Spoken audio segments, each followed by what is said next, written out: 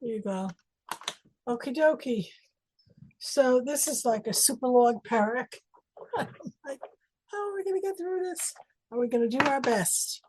Okay, so we're going to start. We're going to say, Lui Nishmat, Yaakov, Yaakov ben Binyamin, Zechet Tzaddik Livracha, and I have a nice, interesting bit of Torah from Rabbi Yaakov to share with you as well. Okay, so what we saw in the first few chapters, we have what we're calling here the Sefer Yosef, which is an interesting kind of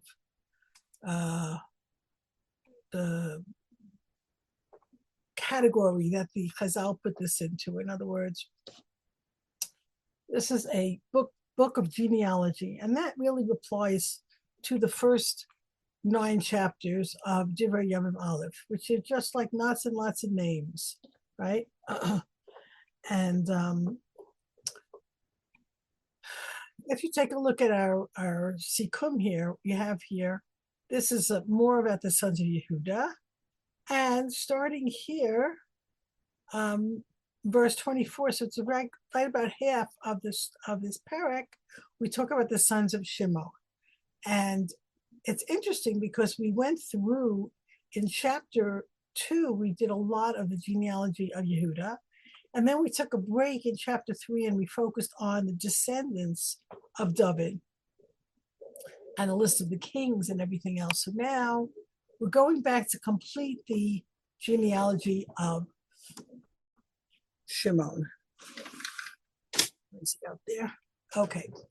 So again, we go back to our original, going right through it, the lists. Now this is a problem because we know that Peretz is one of Yehuda's sons, but who are all these other people? So I made you a little bit of a chart here to give you a visual. I'm big on visuals. See, Yehuda's son Peretz has a son named Chetzron. Now, the line that we're familiar with, which is like the end of Sefer Ruth, which goes down to the pearl that we're looking for, the Medrash says that we're looking through to find the pearl, that's the line to David. Chetzron, Ram, Aminadav, Nachshon, Salmon, Boaz, Obed, Yishai, David. Now we're looking at another branch of Peretz and Chetzron's family, and that is the son of Chetzron, Carmi, the son of Hur. His son is Hur, his son is Uri, his son is Bezalel. This all should sound familiar because Bezalel, someone we know, who is the great person who was building the Mishkan. Now, Bezalel is the son of Uri, the son of Hur. We don't know who Carmi is, so he's associated with Kalev. And Uri is associated with Shoval. So when we get back to our pasuk, you'll see that we're really not going, we're not saying these are the sons of Yehuda, but we're going in a descending line. The son of Yehuda was Peretz, the son of Peretz was Chetzron, the son of Chetzron was Carmi, which is Kalev, and the son of Hur. Hur is the son of Carmi, and Shoval, who was also Uri, is the son of Hur. And we haven't gotten to Itzala yet. Pasuk bet. Uraya ben Shapell holidet yachad v'yachad holidet Nachumai bet Lahad el mishpachot hatzarati. So what do we do with this? It's important to understand, and we mentioned this before, but I think that we're going to have to emphasize this, that the genealogies in Divrei HaYamim are not exactly what we would expect. And they're not linear, and they're extremely confusing. And you see names here that weren't there. So the Gemara, one second, I want to show you the Gemara that talks about this. We talked about this in our introduction to Divrei HaYamim, but it needs to be reiterated. Here, there's a few Gemaras that are related to this. So let's look at this one first. Okay. Rabbi Shimon, this is the Gemara Megillah 13a. Rabbi Shimon ben Pazi. Ki hava pasach b'divrei Yamim amar hachi kol dvarecha echad heim. Okay, he gives an example from our Perek, which I'll get into. I'll come back to it. But what he's saying, what does it mean? He said, when I look at Divrei HaYamim, I said, all your words are the same thing. But what does he mean by that? So Rashi says here, right? In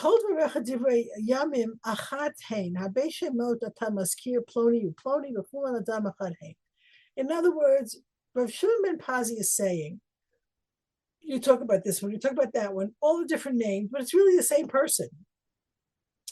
But we know, he says, Ani Yodilu Darshan. What does Rashi say? Even though you made it very mystical and esoteric and it's confusing, we know if we put our hearts to it, we know how to expound this because, for example, and he gives us examples, so let me explain the example. This is in our Perek in verse 18. I think I'll just run ahead because I want you to see it before I give you what it says in the Gemara here. Verse 18 refers to Ishto Yehudiya, his Jewish wife. Yildat Yered Avi Gedor et Chever Avi Sochem et Yekutiel Avi Zanoach El Bnei Bitzia Bath Paro Asher Lakach Mored. So we have some very strange things in this pasuk. Going back to the Gemara in Megillah, he says, right, Ishto Yehudiya, who had Yered Avigdor Chever Avi Sochem et Yekutiel Avi Zanoach El Bnei Bitzia Bath Paro Asher Lakach Mored. What is this? Amai Karaila Yehudiya, why is she called his Jewish wife? Was he going to marry someone who was not Jewish? Okay. And referring here to Kalev. So he says, Al Shumasha Kafra Bavodazara Dichtiv, Vaterid Bat Paro Lechotz Al Yaor, Va'amar Rav Yochanan Sheyarda Lechotz Miyulei Beit Aviha. Rashi says, "Lechotz l'tbol gerut." Okay, so what does it say here? In other words, the Gemara in Megillah gives us an example of how to learn Divrei HaYamim. So we are like 4 chapters into the 9 chapters of genealogy, and you see that some of it is extremely hard to figure out. So, but Shimon ben Pazi is saying, you have to go into the depths of it and understand what's going on here. When we say that his wife was Yehudiya, we mean to say, not that she was actually Jewish, but in terms of, we're talking about Bitya, actually, it says in Divrei HaYamim Bitya. Actually, if you look in the Chumash, I don't think it ever says Batya there. I'd have to check that. But in Divrei HaYamim, she's called Bitya, which is a similar name to Batya. And she is called Yehudiya because when it says she went down to the Nile to bathe, it meant that she had repudiated the Avodah Zarah of Paro, and she was being told while she was going into the Nile as if it was a mikvah, and she wanted to be Jewish. So now, at the beginning of the pasuk, it says Ishto Yehudiya. At the end of the pasuk, it says Bitya Bat Paro. And then, if we go back to this pasuk, it says these are the children of Bitya Bas Paro, Asher Lakach Mored. It gets very complicated here, but as long as we're in it, I want to explain it to you. Every single one of these names refers to Moshe Rabbeinu. Yered, Avigdor, Chever, Avisocho, Yekutiel, Avizanoach. These are the children of Bitya Bas Paro, Asher Lakach Mored. Now, if we go into this whole story here, right, each one of these things I want to show you later. When we get to Perek Yud Chet, I will go into all these names. All these names refer to Moshe in one way or another. And it says here that she gave birth to B'nai Bitya Bat Paro Asher Lakach Mored. Ishto Yehudiya Yolda. she gave birth to. And here is one of the things where the Chazal wants you to understand that when you are expounding the Divrei HaYamim, you find treasure. So you see that Batya Bas Paro, Bitya Bas Paro was called Ishto Yehudiya. She gave birth to Moshe Rabbeinu by any other name. And then the Gemara says, Yolda, no, she did not give birth to him. Yocheved gave birth to him. Lo Marlecha, to teach you. Shekola Megadol Yosem Yisoma B'toch Beito Malalo V'Katuv Kilu Yoldo. Which is to teach us that if someone raises someone else's child in their house, it is as if they gave birth to them, which I personally think is a very beautiful teaching. That great mitzvah gives you that great merit. And I know I can think of cases where a stepmother or a stepfather is sometimes even more devoted than the biological parent, and the fact that the Torah, that the Chazal recognize that devotion is very great.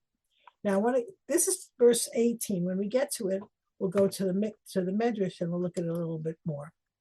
But in the meantime, let's go back to Kale.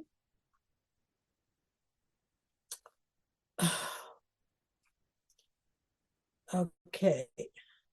Where are you? So these are the children of parrots. The grand I showed you in the chart. These are the other line of parrots' children that ends up with Salel. And then we have this pasuk, Re'ayah. So now we're told that all of these names here in pasuk Bet all refer to Betzalel. Okay, so there you have another example of how the Chazal are giving you many, many names for one person. Re'ayah, because he was Hashem showed him to Moshe. This is the man, Betzalel, showed him to the whole nation. This is the man who'll make the Mishkan. All right. He had Shoval. Shoval is a Shova is a the kind of place where you raise doves, right? And this is a Shoval of Kael Hashem, and that is where he built a dwelling place for Hashem. And Yachat is from the word Chita, which with a taf, which means fear. He created fear of heaven. Achumai, he made us brothers of Hashem. Lahad, he brought hod and glory to Hashem. And these were the families in Sar'ah.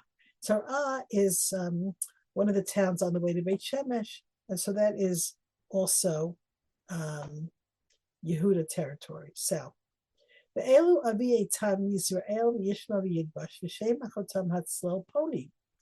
So here's an interesting thing. One of the things you'll notice as we go through that many of the people are associated with cities and towns. So, and I found it actually really fascinating that a lot of the names of these places are mentioned in the Navi, in the Nevi'im Rishonim that we studied, Eitam, right? Shimshon goes to Seif Sel Eitam, down in Yehuda, Yisrael, Yishma, Yidbash. Now, then we get to their sister's name is Hatzlel Poni. And this is really interesting because we don't actually find a lot of emphasis on women. And the Radak says here that the women, if in order to be listed in this genealogy, you have to be very outstanding. So who is Hatzlel Poni? She's a woman of Yehuda, descended from Peretz and Chetzron. And according to Chazal, she's the mother of Shimshon. So if we look at the Gemara, Baba Basra. So I had the Baba Basra. Okay, 91a. The mother of David was named this is such an interesting Gemara. Like I could really talk about this for a long time, but we have to move along. The mother of David was named Natzvat.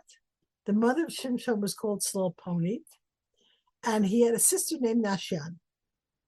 Okay, so Haslilponit is two words here: the tzel, which is the shade, and two lamets because it happened twice. Ponit, the shade, the shadow, in other words, the angel faced her twice. She saw an angel twice, Slilponit. Now it's interesting, just on a side note, Lamai Nafkamina, like who cares what their names were? The Chuvas Haminim. It's important to know that these are real people and they had names because the heretical types will come along and say, oh no, it was like, they'll take it to places like Christianity. Say, no, actually, David has mother. He had a mother's name. Her name was Niseret. And Shimshon's mother had a name. And actually, afterwards, he had a sister. So it's a very interesting thing. Okay, moving along. So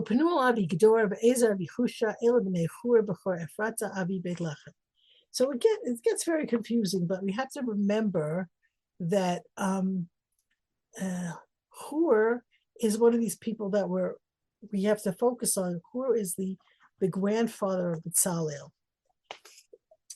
And you see the greatness of these women, and we see that when Hashem gives all these different names, let's say to Bezalel and later to Moshe, Hashem loves his tzaddikim, and these women are also great tzaddikesses. And you notice that Shimshon has the two tribes in him. He is his father is from Dan, his mother is from Yehuda. And actually, it's interesting. Those are the two tribes that are both called Gur Aryeh, since we're in Shagat Aryeh now. Gur Aryeh Yehuda, right? We have that description of Yehuda. And then in the brachas of Moshe, Dan Gur Aryeh. So Shimshon was a double lion. Okay, Lashura Vitkoa Yushtema Shimchela Benara, Vatela Lonara Tahuza Metchefer Temli, Etachstori, Ellen Bnei Anara Bnei Chela Tzeret Tzochar Etnan, the Kotolit Anu Betatsobeva Mishmachota Acharchel Ben Harun. And it's very easy to get lost in these names, but I want you to see, especially here, all of a sudden, Coates. Who is Coates? Right? And here, let's go back here. The Medrash says that Coates is Kalev. Again, the million different names for everybody, and the love of HaKadosh Baruch Hu for these great tzaddikim. Here, Coates, according to the Medrash, really. Second. Acharchel, okay, which is a weird name, right? Acharchel is Miriam. Coates is Kalev. So Kalev marries Miriam. Oh wow, how did that happen? I don't even know how that happened. Really weird. Okay. Okay. Now again, we're talking about Kalev. Kalev, Coates, he cut the plot of the styes. He brought Anavim to prove how great Eretz Yisrael was. He was Tzobaba, he listened to the Tzibui of Hashem. And Acharchel is the woman, Miriam, that the Chel of the women went after her to sing. And she was, and they were the ancestors of Harun, right? It's actually really interesting because look at the chart that I made you, right? You see that direction, Kalev, is not actually direct ancestor of David. So the Chazal say, well, first they say that that's, Ben Harun, that he was the one who was raised up. And they say that actually his mother, David's mother, came from this side of the family. So we have that. Then we come to the story of Yavetz. So this is really an interesting one. Here we see something interesting. We stop in the middle of our list and we want to talk about this particular individual, Yavetz. And he was greater, he was more respected than his brothers. What does that mean? Ve'imo karashmo Yavetz lemor ki yaladati ba'otze. His mother called him Yavetz because I gave birth in sorrow. This sort of recalls the story of Rachel giving birth to Binyamin, who she calls Ben Oni, the son of my travail.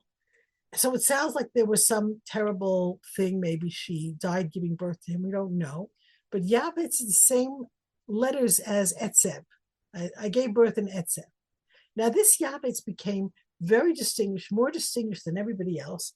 And he makes this tefillah, which is extremely beautiful. I'll show you in the Gemara in a minute. Vayikra Yavetz Elokei Yisrael Lemor, in Barech Tzvacheni, V'Yirbitzat Luli, V'Haitzayad Chaimi, V'Asitim Meira'al, V'Vilti Yatzbi, V'Yavei Elokim Es Asher Sha'al.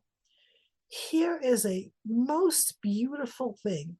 Yavetz, for some reason, he was very worried about his future. And he davens to Hashem, if bless you will bless me, if you broaden my borders, if your hand is with me, if you do with a friendship for me, and I should not be sad, like he referring to his name. Vayavei Elokim et asher sha'al, and Hashem listened to everything he said, which is a beautiful thing. Why did Hashem listen to him? Who is this man? Let's look at the Gemara in Tamura. Is this Tamura? Yeah.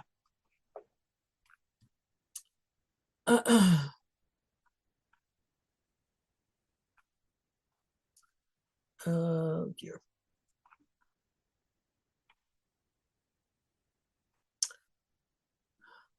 Okay, this brings us back to the Medrash about Yoshua. Moshe is dying. The Medrash says, right?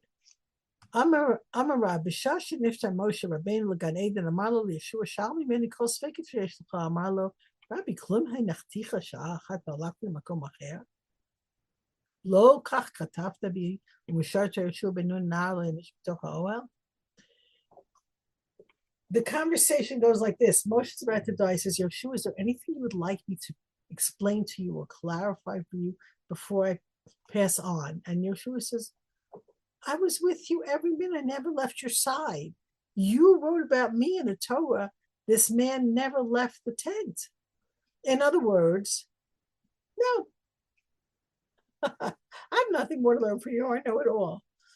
And Moshe was insulted. And Yehoshua immediately lost some power and forgot 300 halachot. And he became doubtful of 700 halachot. And the children of Israel were very angry at him because we have a principle which is, right? Torah lo b'shamayim hi. Can't get it back. It's gone. Right?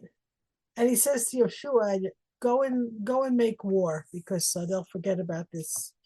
And you have this terrible things that were lost. Amar Rabbi Abahu, Afa Pichem, even so, Hechsi van Atniel Beknaz mitoch pilpulo shenemra vayirkatza Atniel Beknaz achi kolev vaytelos achse b'tol yishav v'lam nikvash ma'achse shekolev vayotza koesel yishto. Okay, do you remember this story? It's a beautiful story. It's told in Sefer Yoshua and almost verbatim in Sefer Shoftim. And the story goes like this. Kalev says, whoever conquers Kiryat Sefer will have my daughter,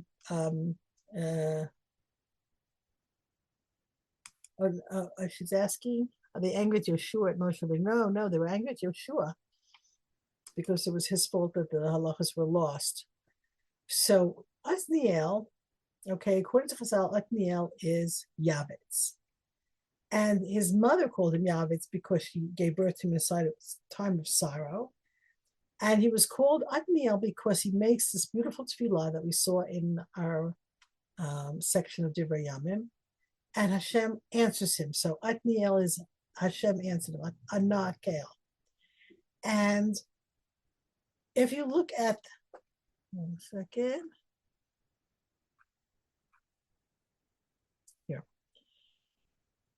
Adniel Yavetz, right? He was called Yavetz not only because of what his mother said, because he Ya'atz v'ribeitz Torah. He counseled and he spread Torah. And how do we know this? How? Because he made this tefillah. How does this tefillah work? If you will give me a bracha, okay, and this is how they interpret the bracha.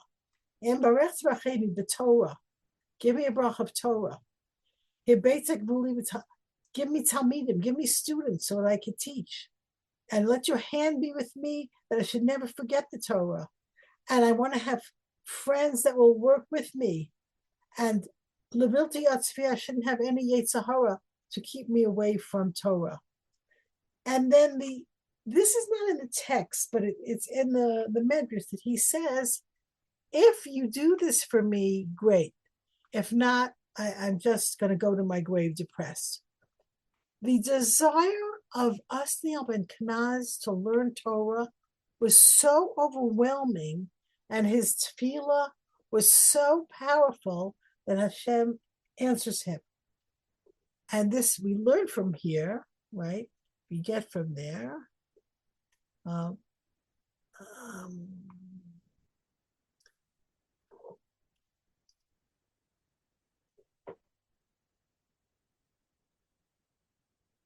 Okay, I'm not finding it. That if you bless me, right?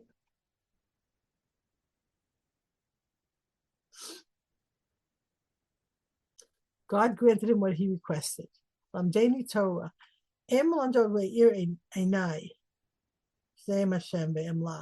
So you have this beautiful thought that if you daven for learning Torah, Hashem will answer that prayer. Now, you remember the story with the daughter.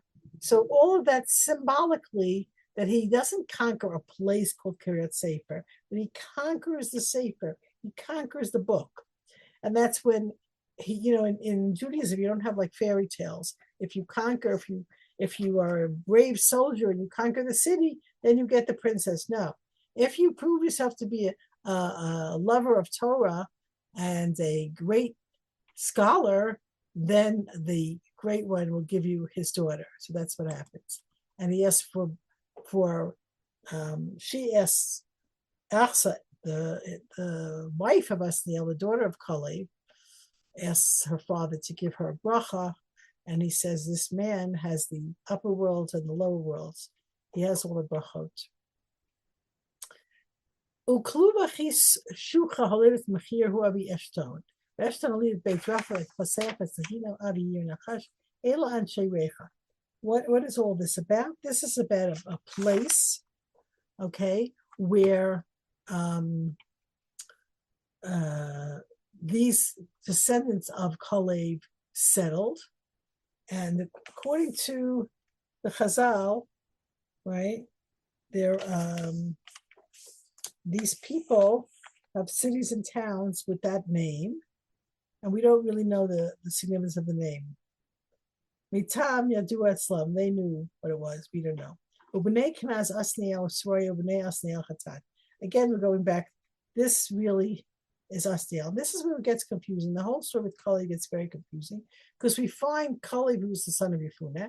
Then we find Kalev, who's the son of Chetzron. Are they the same person? And Chazal say he was called Yefuneh because he was Poneh from the spies. So it's probably the same person. I do want to add something here. So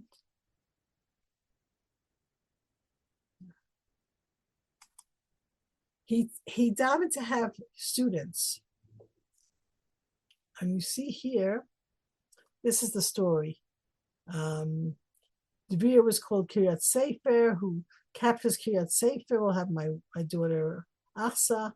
Right after that, we have Ubnei Keni Chosei Moshe, Alu Meir Hatzmarim et Bnei Yehuda Midbar Yehuda Shebenei Barad V'Yelech V'Yeshet Ve'am.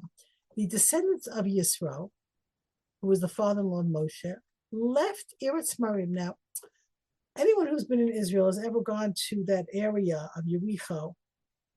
Today it's close to the Dead Sea, so a lot of the beauty of fertility of that land has been like changed over that, the plague on the Dead Sea. But dates everywhere, lush palm trees. It's a very beautiful area.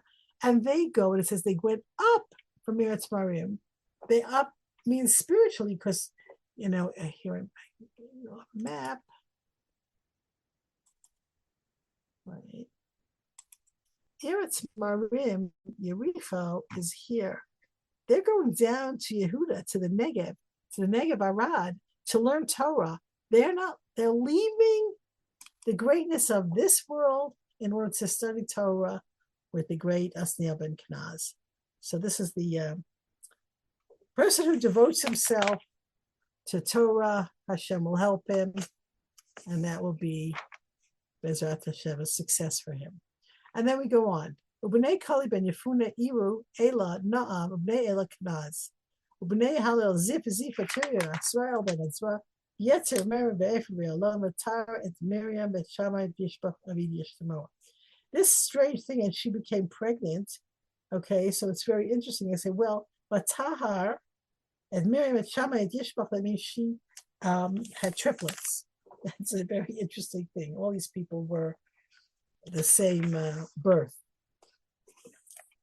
And then we got to Ishto Yehudiya, his Jewish wife had all these children. Now Yered was called Yered because he brought down the Torah from Shemayim. In other words, remember we said that this is all about Moshe Rabbeinu, and it's all about Batya Baspara, who became a Yehudiya. She gave birth to Yered, who brought down the Torah. Avigdor, who was the father of making fences. Cheber, who connected Bnei Israel to God. Avi Socho, the father who of all the prophets who saw Socho and Ruach HaKodesh. Yekutiel, he gave Tikva, Kivu, to God.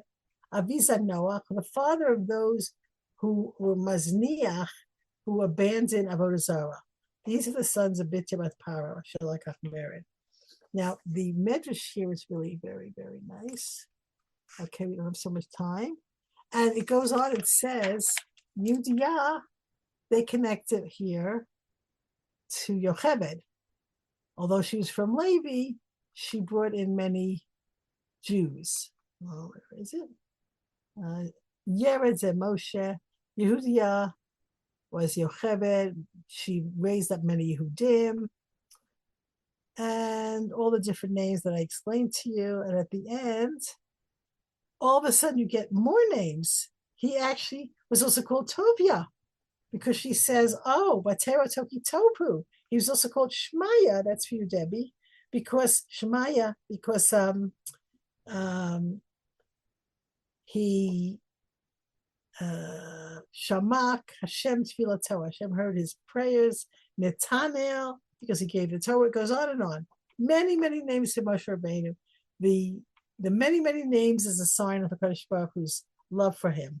And the beautiful lesson that we got from there also is that a person who takes a child and raises them, it's as if gave birth to them. Ubnei Eshet Hodia Achot Nacham Avi Keila Garmi Eshtamoa Machati Ubnei Shimon Amnon Rina Ben Chanan Betilo Ubnei Yeshu Zochet Ben Zochet. All these descendants, we're going through them, and all of a sudden we find a familiar name, Shelah. Now I don't know about you, but I always wondered. Yehuda had 3 sons from his first wife, Er, Onan, and Shelah. You remember the story. Er dies, Onan dies, and Tamar wants to marry Shelah, and Yehuda says he's too young. And then she arranges to marry Yehuda herself, and they have Peretz and Zerah. Whatever happened to Shelah? B'nai Shelah ben Yehuda Er, and that's to me the most startling part of this. Shelah names his first son after his brother that died, Er. Avi Lecha Belada Avi Maresha Mishpachot Beit Avodat Habutz Lebeit Ashbea. There's a lot of very interesting midrashim here, which I'll get back to because I want to show you the whole story, and then you'll You'll see. Pasuk Chafet. V'yokim anshe kozeva v'yoash v'sarav asher ba'alu v'moav v'yashubi lachem hadvarim atikim. More people, Yokim, the men of Kozeba, Yoar Saraf, who married into Moab, Yashubi Lachem, and these are ancient things. Pasuk Rav Gimel, Hema Yotzu Miyoshvu Netam Gdeira and Hamelach Bimlachto Yashvu Sham. So all of a sudden you have a whole different story about this Shelah. Who are the descendants of Shelah? So here in Chafal, these are his sons. He had a son named Er, he had a son named Lechalada, all these people. And then you have this pasuk of Chafet, which has some really interesting undertones. And this is when Shimon ben Pazi says, we get that this needs to be darshan. We get that because it's really, really confusing.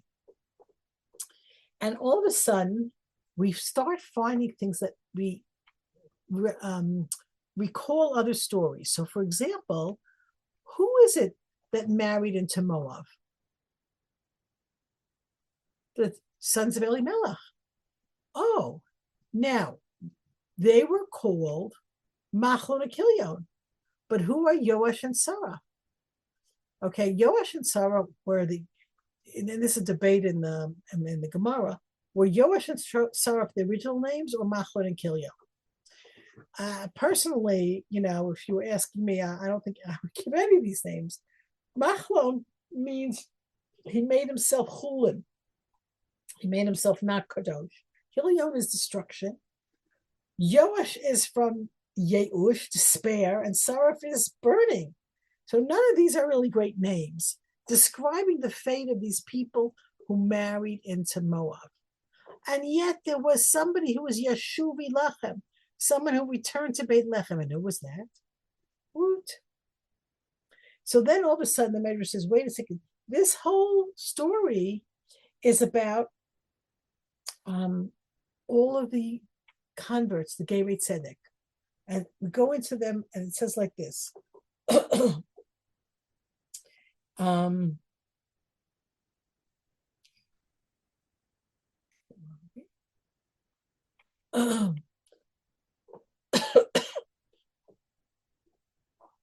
Here, these people, the families of Beit Avodat Habutz. Okay. What's Avodat Habutz? People who work with flax, fabrics. And somehow they connect this with Rahab. Rahab, who was saved from Yericho and was a Ger Tzedek. There goes my voice.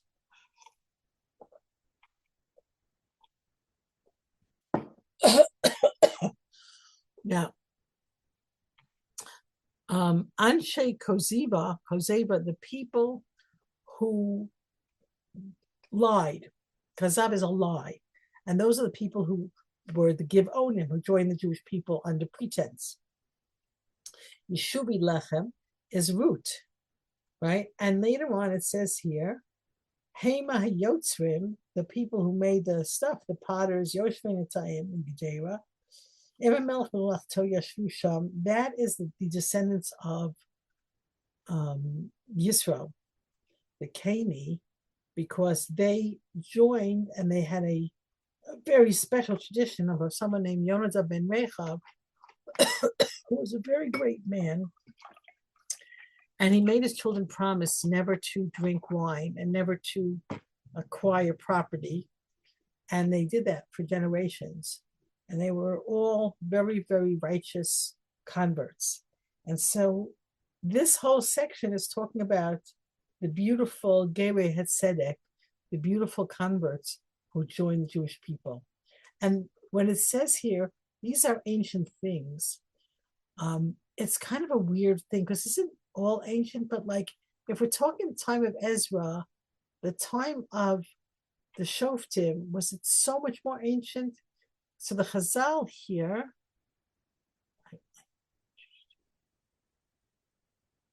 no. Okay, I'll have to switch pages here.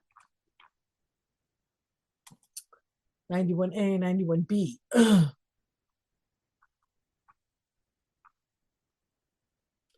What was so atik? right? And this is talking about Machlon and Kilion and the men of Koziba. Yokim is Yoshua, right? Koziba, the men of Givon, Yoar, Sarah, Machlon, and Kilion. And then we get to the Dvarim Atikim. This means Hashem, who was Atik, right, from forever. He said, Matzati David, I was looking for David, my servant, and he connects it to what the angels say to Lot. Your two daughters that are here. That is where the ancestry of David connects to Lot. And this is very ancient because Lot's story is really an interesting story. If you think about the arc of that story, Lot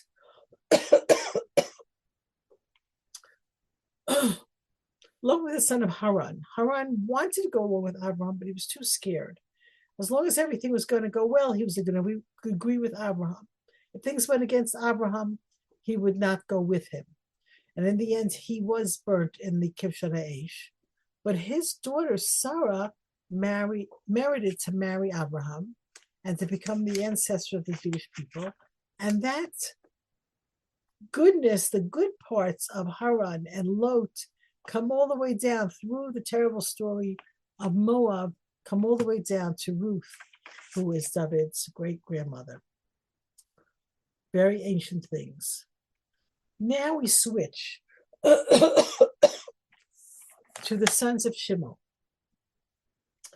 And Nemuel, Yamin, Yared, Zerach, Shaul. If you look at the other lists that you have, let's say in Bereshis, here,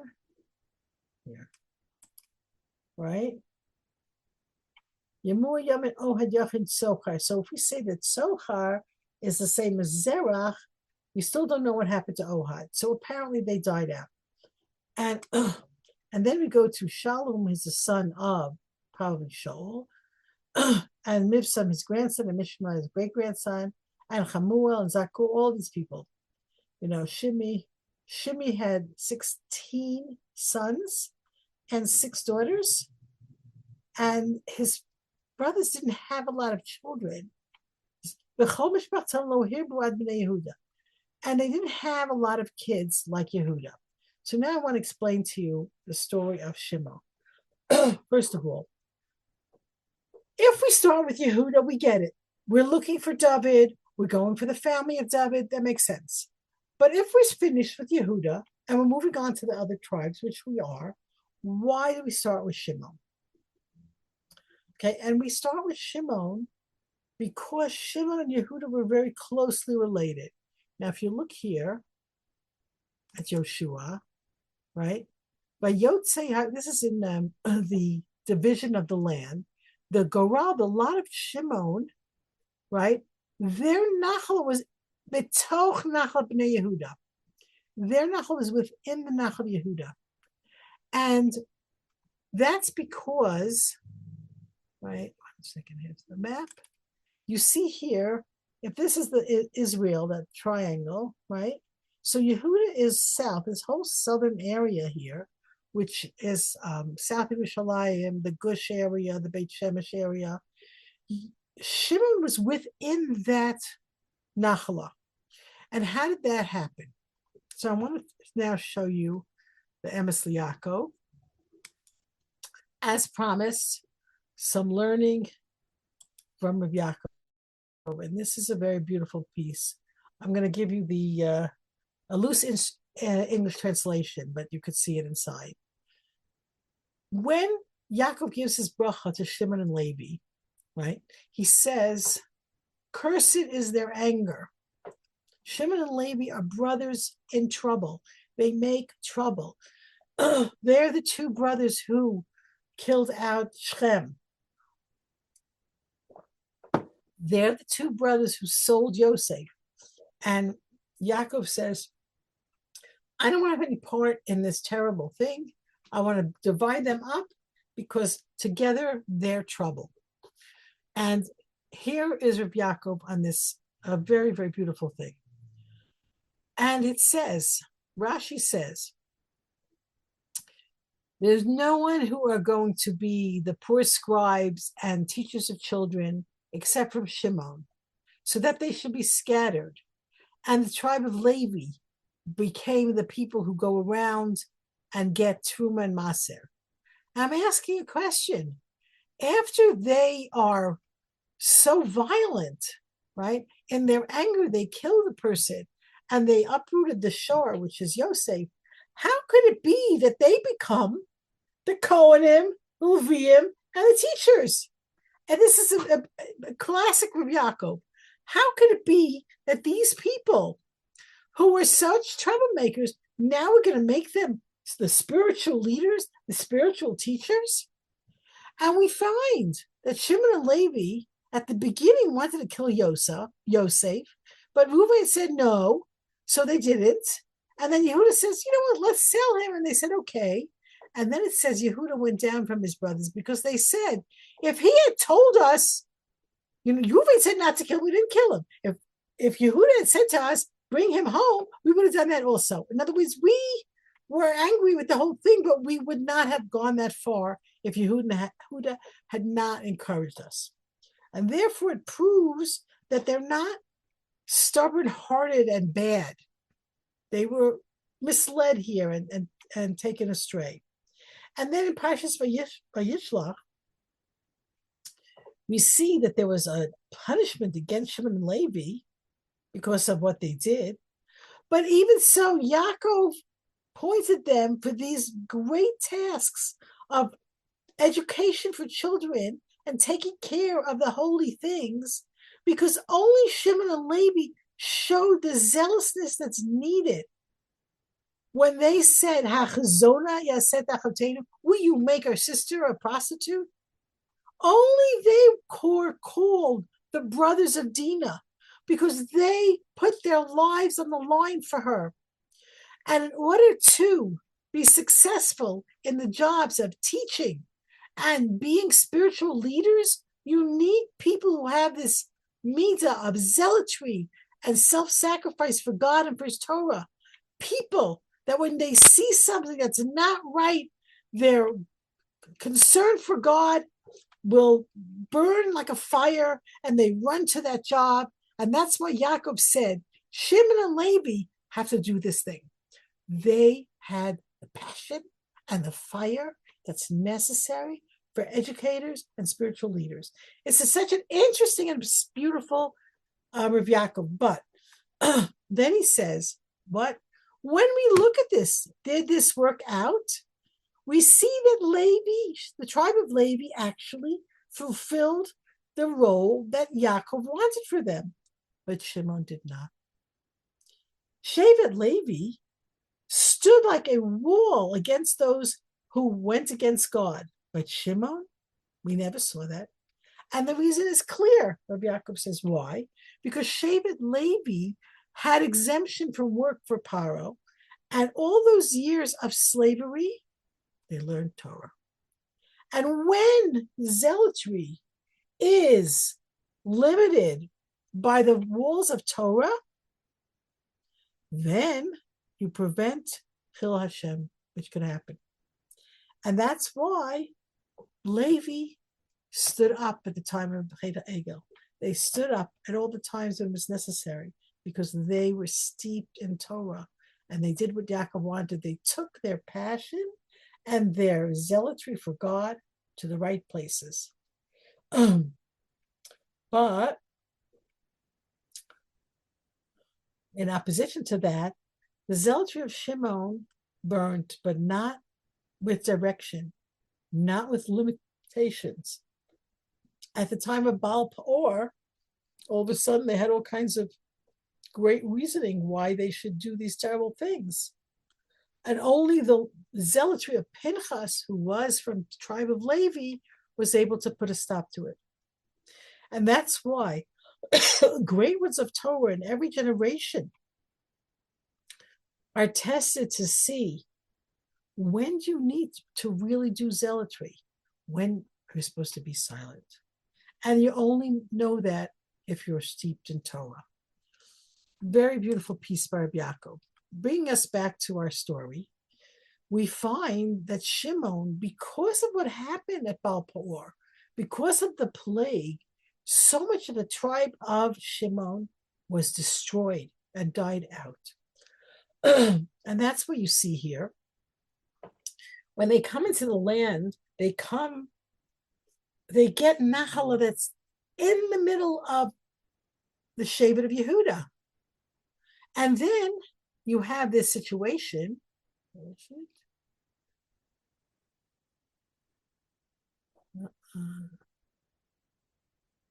Here we go. At the beginning of Sefer Shoftim, right? Yehuda says to Shimon, you come with me and we'll fight together to conquer our land, and I'll help you. So to speak, Yehuda takes Shimon under his wing and helps them conquer, so that the Shimon is inside, the Shimon territory is inside the territory of Yehuda. However, Yehuda gets bigger and bigger and bigger, and the expansion of the tribe of Shimon cannot keep pace. So even though this one, Shimi, has 16 sons and 6 daughters, Le'achav ein banim rabim, his brothers didn't have a lot of kids. They weren't able to keep pace with the expansion of Yehuda. So what happens? Okay, in the next psukim, we have a list of 13 cities of Shimon. Beersheba, Moladah, Hatzat Shual, Bilhab, Etzeb Tolad, Betuel, Chorma, Tziklag, Makavot, Beit Makavot, Chatzar Susim, Beit Beriv, Sha'arayim, Eila Areim, and Malach David. Till the time of David HaMelech, the tribe of Yehuda had 13 cities. And afterwards, no. After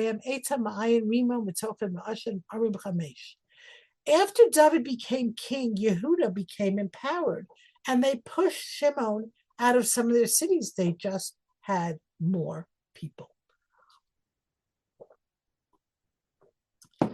So what did they do? Okay, so we have all this list of all these people. These are all these were all princes of the tribe of Shimon. Ubeit Avotehem Partularo, and then they began to have no room. They'd been limited from the time of David to 5 cities, and it wasn't enough. Their population began to grow and to outgrow their land. וימצאו מרעה שמן וטוב בארץ רחבת ידיים ושוקטת ושלווה כי מלחמה יושבים שם לפניהם ויבואו אלה הכתובים בשמות בימי חזקיהו מלך יהודה ויעקרו את אוהליהם את מעונים אשר נמצאו שם ויחרימום על היום הזה וישב תחתיהם כי מרע רצונם שם. An interesting story, okay? Hundreds of years go by, 700 years in the time of Chizkiyahu. The people of Shimon all of a sudden woke up and said, we need more land. And in this territory, where's the map? In this territory, over here, there were children who were still Canaan, the children of Canaan, of Ham, descendants of Ham, and they were having living the good life, and they'd never been thrown out, as Hashem had told the children of Israel to do. So 700 years later, Shimon throws them out, takes over the land. And it's like a very even though with Sheket Shalva they're very peaceful, they're not like ready for any kind of battle, but they're very corrupt. Idol worships, pagans, child sacrifices, all kinds of depraved rituals, and God had said to make them go. So a little late, but they did that. And one more anecdote, which is really fascinating. Membet, Mehem Bnei Shimon Hochu Lahar Seir, Anashim Chameshmel. And then you had these names: Platya, Naaria, Rafaya, Uziel, Bnei Yeshiv Rosham. 500 men decided that they're going to go east. You see, this is south. The Bnei Cham were south. Now here it says Arei Shimon Chatzerav. They're pushing east, and this is the territory of Har Seir, which is Esav, Edom. And together with Edom lives a nasty people called Amalek. Here we're talking about Amalek, which is the biological Amalek, because we really don't know today. Today the nations have been mixed up together, and so we don't really know who is Amalek in the biological sense, but it's like the American definition of pornography. I can't explain it, but I know it when I see it. So that's the truth of Amalek. I can't tell you who they are, but I know them when I see them. We know Amalek. We know who they are. But here we're talking about the actual Amalek. And this is like so crazy. But they come, these 500 men of Shimon come there by Yakut Sheris Aplatel Amalek. They wipe out whoever's left of Amalek. End of Amalek. By Yeshvu Sham Arayom Hazeh. And that became their place until this day. In other words, until this day is at this point in time when Ezra is writing, Amalek never came back to that territory. Again, we don't know where Amalek went, but you see all of a sudden these interesting things that they went and took over the territory of Amalek. They needed more space. So to sum up, we've completed the genealogies that we're discussing of Yehuda, and now we've completed the genealogy of Shimon. We saw the beautiful Rabbi Yaakov who explains that dividing up Shimon and Levi was intended to make sure that the spiritual leaders and the teachers were people with devotion to God. And we saw that the prayers of someone who desperately wants to learn Torah is answered. And we saw that a person who can take in a child and raise him, that's going to be like their child. I find that very interesting because we see it live. We see this beautiful principle. Okay, so we're out of time. Stop the screen share if you have any thoughts or questions. And I hope that I was able to give this over because I think I was talking very fast. 43 psukim. Like, okay. Yeah. I especially wanted to spend a few minutes on the Rabbi Yaakov. His Neshama Shalom and Aliyah. I have no doubt he's in the highest circles in Gan Eden. A very big tzaddik, a very big Talmud Chacham. And it's amazing and wonderful that his Torah is so relevant and so fascinating, and it's become actually very popular, especially his commentary on the Chumash. It's become very, very popular. It's really great stuff. And so we are taking a break now, but I do think we made it like a real inroads into Divrei HaYamim. I hope so. And it's a little wacky stuff, but I hope you're enjoying it. Thank you very much. Finding some very interesting things in there, all kinds. Thank you. Thank you. Thank you. All right, everybody. So take this opportunity to wish you all a Chag Kasher Sameach, and Thank you. protect all our Chayalim, bring them all home safely, and also Amen. all the American soldiers. And we should see Yeshua's. All right, guys. Okay, bye-bye.